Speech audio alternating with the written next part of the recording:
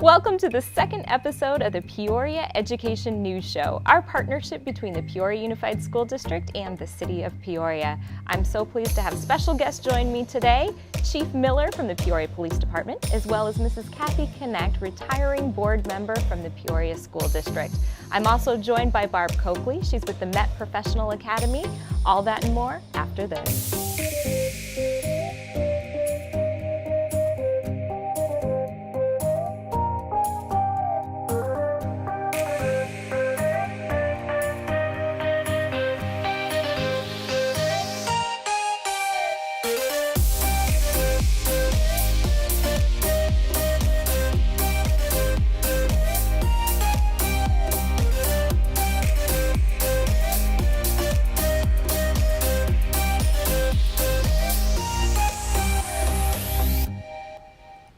Well, I am so pleased to have the police chief from the City of Peoria here with me today, Chief Art Miller. Thank you so much for joining me on the show. Oh, thanks for having me. And you've been here now, the City of Peoria, just 2 months. Yeah, 2.5 months. It's gone by really fast. When I got here 2.5 months ago, it seemed very natural fit. I've been treated really well by the department members and the community. It's fantastic. Well, we're so pleased to have you. Thank you. Tell me just a little bit about your background. So starting from way back when, I did a majority of my career with Los Angeles Police Department. I worked a whole variety of assignments there, anything from patrol to investigations to administrative positions. I retired from there, and shortly after I retired, I went to the city of South Pasadena, which is a suburb of Los Angeles. I was a police chief there for 5.5 years. And then about 2 years ago, my wife and I looked in the Peoria area to retire to, and we purchased a home.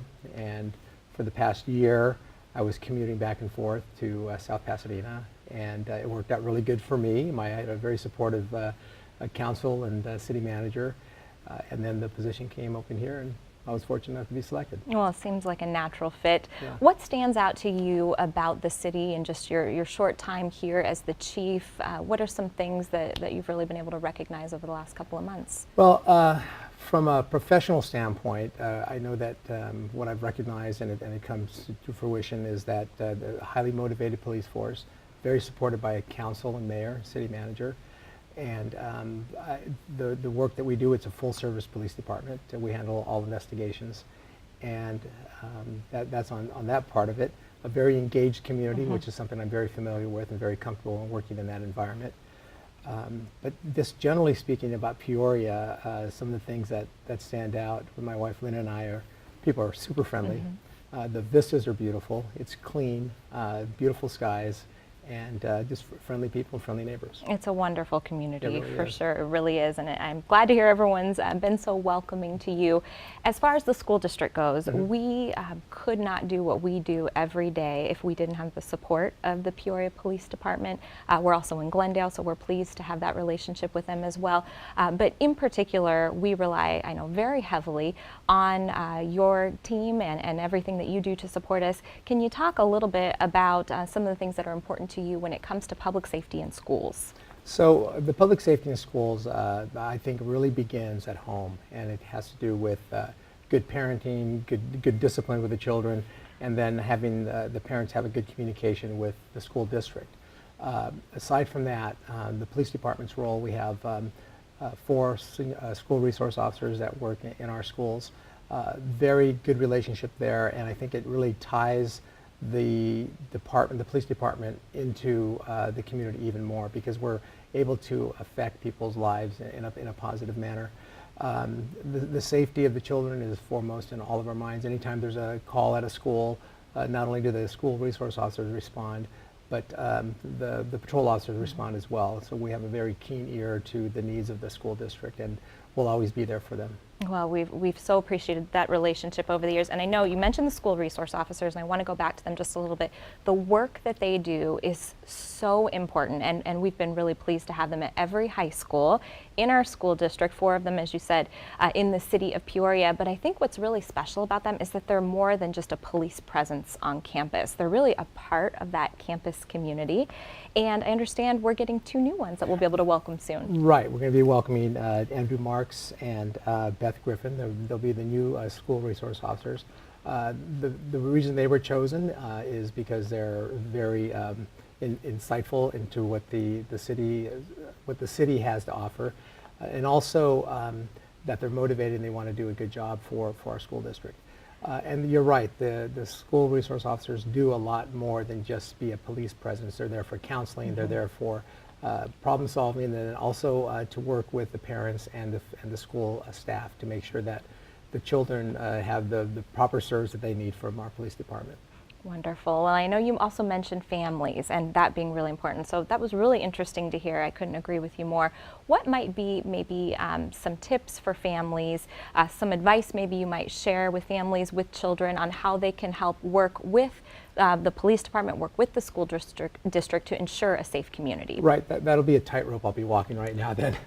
Because I really do believe in personal responsibility and the responsibility of parents to do the good parenting job that they should do.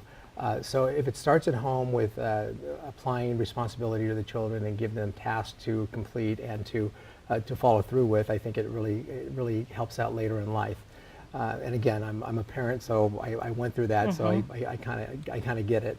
I coached sports throughout the years, and one of the things that really paid off for me was instilling discipline and responsibility. So enough said on parenting. But what parents can do is to, if they hear something that their children are saying that doesn't sound right, talk to them, let us know, let the school know, and then we can follow up on that, whether it be cyberbullying or bullying at school, anything like that. Anything that doesn't sound right to them, they should follow up on it and not let it just sit. Let an authority figure know so that we can take the proper action, if any. And part of that's just being engaged in their child's life. We talk about that in the school district all the time, just trying to be actively engaged in what's going on with your child and what's going on at school. We know that that's so critically important. And so, yeah, totally is. And again, the more we're engaged in all facets of a child's upbringing, the better off we're all going to be. Absolutely. Well, thank you so much, Chief. Thank you. It's such a pleasure to have you here you. in Peoria. We look forward to a continued strong relationship with you and with all of your officers as well. Thank you so much. Thank you.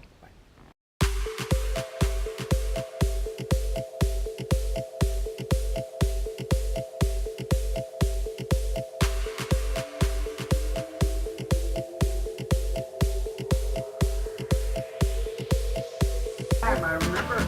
Good morning. We had so much fun. You decided to do Good, I'm glad.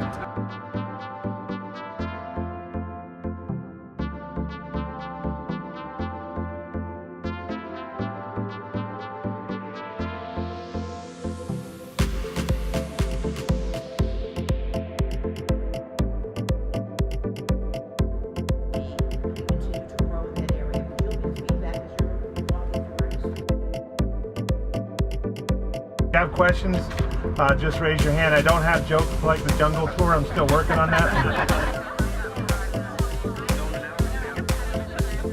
Welcome to Peoria Traditional. We're so happy to have you all with us this morning.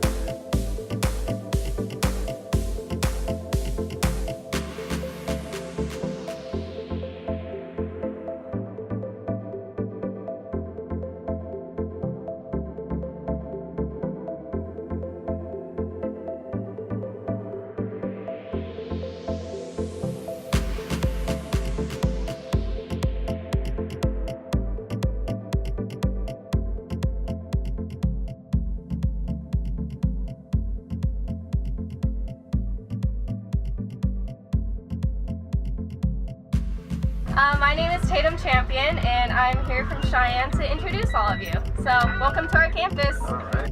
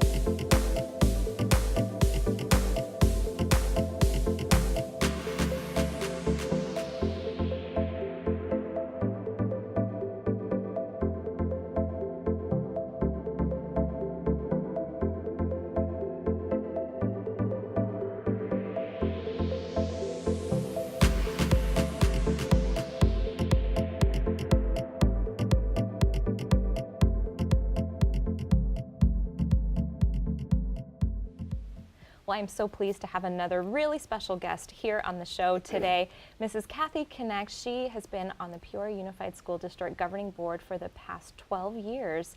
Mrs. Knecht, I'm so pleased to have you here.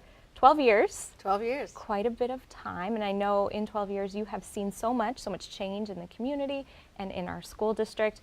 As you reflect back on the past 12 years of service, what comes to mind maybe as some of the more memorable moments for you serving our school board? Oh gosh, so many memories, so many rewarding things that I've been able to be a part of. Certainly the first thing that we did when I came on the board was we made our campuses safer by ensuring that kids stay on campus at lunch, and that was actually a big fight. It was trial by fire for me, but I believe then it was the right thing to do, and we did that. And of course we saved Old Main.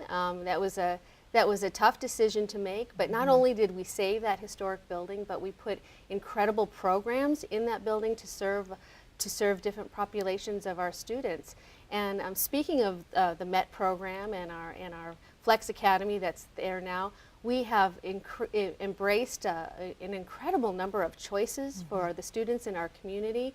And I strongly believe that there's nothing except for maybe a religious education that the students in the Peoria School District can't take advantage of to make them well-rounded human beings and just open the doors for possibilities in the future. For future school board members that may come after you, I know we have at least one new school board member that will be joining here shortly in January, but for others that may have little ones and that may be in our community and thinking maybe they have something to give or that they might want to serve, what would you tell them about what it's like to be a school board member? What are some of the roles, responsibilities? What are some of the things that you do as a member of a school board? It's a really important job. It is the most local government that we have in our society, and I think that makes it so incredibly relevant. And of course, the impact of our schools on our broader community is so far-reaching. I mean, there's no level of our community, of our quality of life, that isn't touched by what's happening in our schools every day. And you know, this is the spiel I give all the time because it's true. You know, whether it's safety in our community or whether it's our property values or the cohesion in our community. So I would just say to anybody who's considering this moving in the future that it's valuable work, it's important work, and again I'll say that your motives matter. It shouldn't be a bridge to higher office or to having power. It should be service to our community, and our community needs that. They need to have a voice. And they need to understand that what happens in the hub of our community goes on forever and ever and ever. And it's an investment of time and energy that, if it's done right, can impact everybody's future forever. You're so right. Something that really stands out to me about you, and really always has, I've known you for some time now, is your love for kids. And it seems you really do have a passion for our students and for learning. What does it mean to you when you get to go into our classrooms and see our students learning and see our teachers teaching? Well, gosh, it has been 12 years, so I've watched the evolution of even how we teach, you know, from 12 years ago to now, and it's exciting, and I think that whether we're reading a book to a kid or watching our robotics program, our kids are just so excited to be learning. And when I was a teacher, I used to talk about that light bulb moment when you can see that light bulb go off over a kid's head. And you know, my kids were little when I got on the school board, so I've really watched the evolution and had great opportunities to engage with them, their teachers, and their friends. And it's just so rewarding. I've also had the opportunity to hand literally tens of thousands of kids their diplomas, and knowing that they've had this opportunity to enrich their lives and go forward and be successful, and that we've been able to have a little part of that is so very important and extremely rewarding. It's been a fabulous experience. Very well said. Well, I know, Kathy, you will continue to make a very big impact across our community, across the state of Arizona, and whatever you do next, but we so appreciate your service to the Peoria Unified School District and to this community. You have most certainly left your mark. Thank you very much. Thank you. You can tune in and see all of the governing board meetings for the Peoria Unified School District live stream or replayed from our website, peoriaunified.org.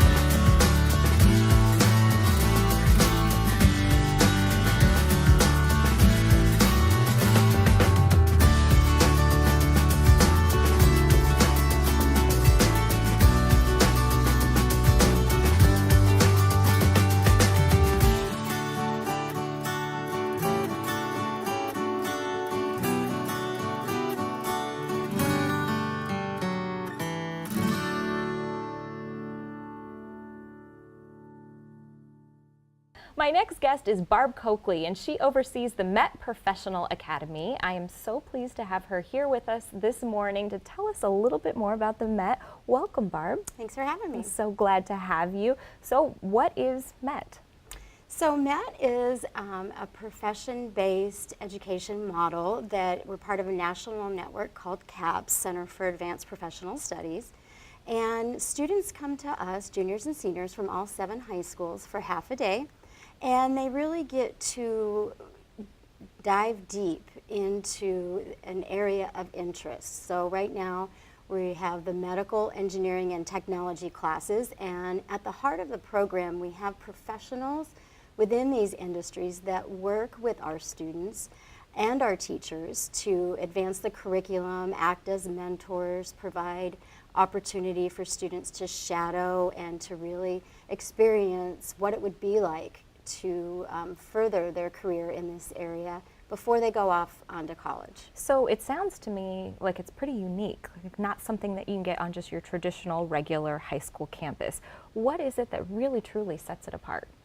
I think it's the combination of the college prep academic work and the partnerships with the business and industry, because they're able to get those dual enrollment credits through our partners, but also getting that the mentorship and experiences from the business partners, I think, is really at the heart of the program. They're able to talk with them about projects and get stakeholders.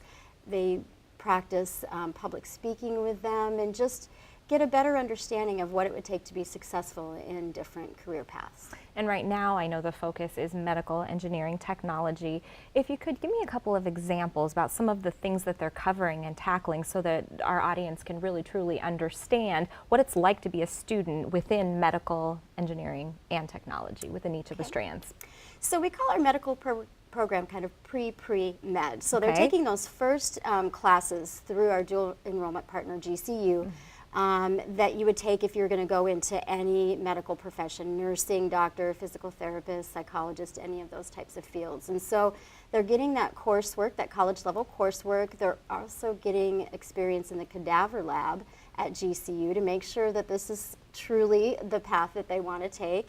And in addition to that, we have partnerships with companies like TGen and Dignity Health and many other healthcare providers in the Valley that either come in and do guest speaking, or we go out and do field trips to them. And then our second year medical students actually do internships twice a week, so they get out there in the field and experience what it's like. Wow, so they're really going to kind of experience what it might be like to be in that area before they take that big leap to really dive deep into some of the Right. coursework that might be costly for them. Sure, yeah. And certainly might be something that in medicine especially, make sure you have a stomach for that. Exactly. So tell me a little bit about engineering. So our engineering program is really unique. It's built off of a model from ASU Design School, and we work with both ASU and GCC on our coursework, but really design thinking and critical thinking and problem solving is that kind of the heart of the engineering program. So we do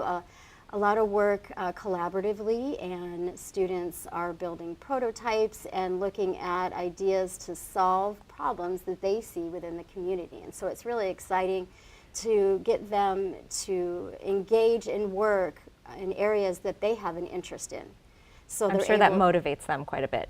Correct. Yeah, they get to do some brainstorming and decide what projects they want to work on based on their level of interest, and of course then they get more excited about what And they're working on. technology, currently the third strand, so tell me a little bit about that one. So our technology strand is very unique within our school district. It's based off of IT networking and cybersecurity. There's a high demand in this area. There's over 800,000 empty jobs, I'm told, by our business partners, and they're always looking to fill these spots. So these kids are getting some entry-level courses in IT networking, Cisco routing and switches, Windows and Linux, and also getting we have some great partners that work with us in this space to get some experience, some hands-on experience. We have a Cisco MET Academy lab.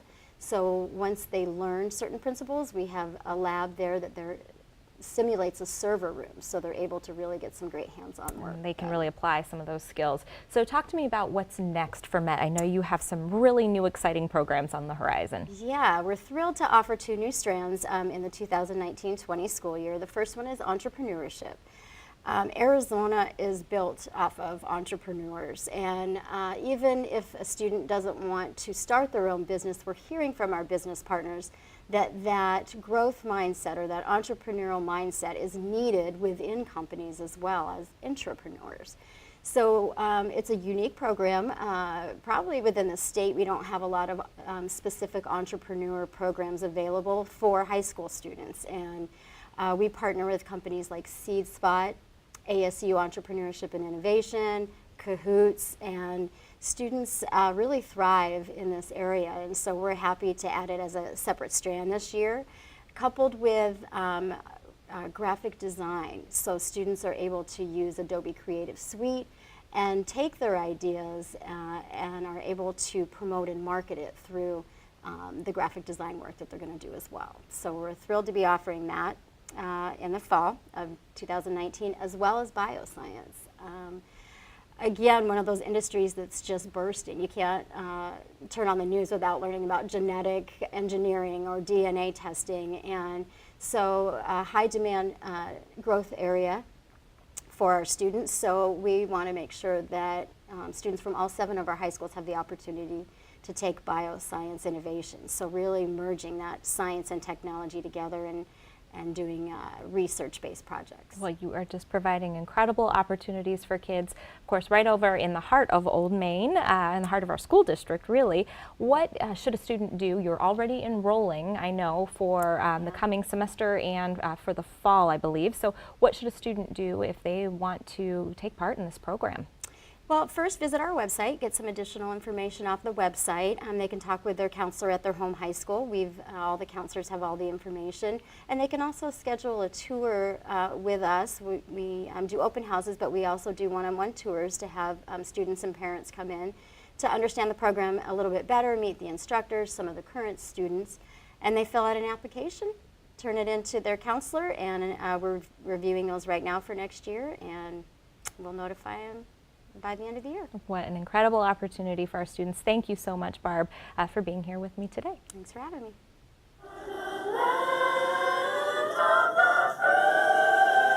The colors are bold and portray our own beautiful palette. The rust and browns of the Sonoran Desert and the mountains all around us, and the blues of the waters of our own Lake Pleasant and the Arizona skies. The colors blend together as all Peorians are unified from one end of the city to the other, from the first citizen to the last, in the shared blessings of our cherished home. The stars represent our past, present, and future, and they illustrate our shared principles of courage, the courage of our founding pioneers who conquered a harsh life in the desert, and strength of the men and women who steered our progress into the modern city that we know now, and pride, the pride in our city. That is the driving force that propels us to reach our full potential. This is a very, very special partnership, and it's telling you that not only are you part of Desert Harbor, you're also part of the city of Peoria, which is considered one of the greatest cities in the entire country that you're proud of. That's all for today's episode of the Education News Show. Be sure to join us for our next episode where we focus on celebrating the holidays. We'll leave you now with images from Pioneer Elementary School as they celebrate Veterans Day.